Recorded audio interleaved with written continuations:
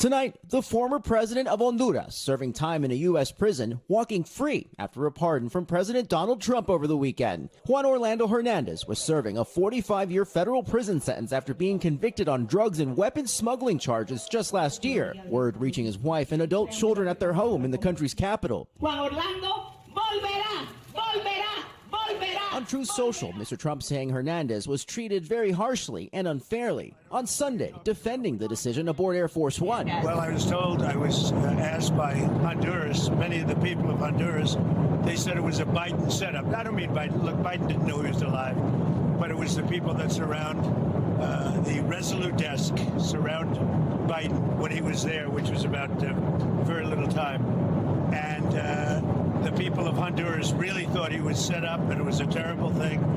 He was the president of the country. And they basically said he was a drug dealer because he was the president of the country. And they said it was a Biden administration setup.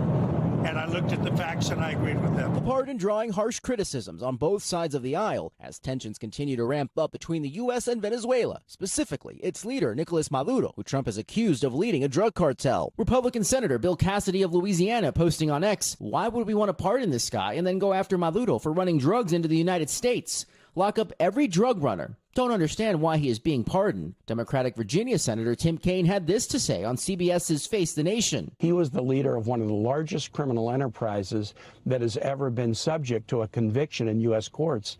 And less than 1 year into a sentence, President Trump is pardoning him, suggesting that President Trump cares nothing about narco-trafficking. Tonight, the U.S. Attorney's Office for the Southern District of New York declining to comment, while one of Hernandez's attorneys saying a great injustice has been righted, and we are so hopeful for the future partnership of the United States and Honduras. Hernandez had been appealing his conviction while serving time, and for years refuted allegations saying, "Reitero mi rechazo total en nombre del pueblo hondureño al señalamiento que nuestro país es un narcoestado." He was ultimately detained in 2022, appearing shackled and paraded before cameras, arrested in his home, and then extradited to the U.S. to stand trial.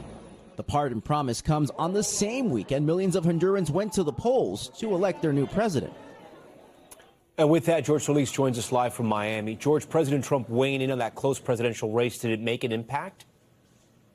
Yeah, Tom, that remains to be seen. But let's take a look at the two candidates leading right now. And what's basically a tie. Right now, you have the Trump-backed candidate, Nasri Asfoura, and Salvador Nasrallah. Now, Asfoura belongs to the same party Hernandez did, who once had the support of the U.S. and became wildly unpopular by the end of his presidency. Now, as far as the other two candidates, including Nasrallah, well, they've denounced the Trump endorsement, but how voters will view it, it's still going to be decided, Tom.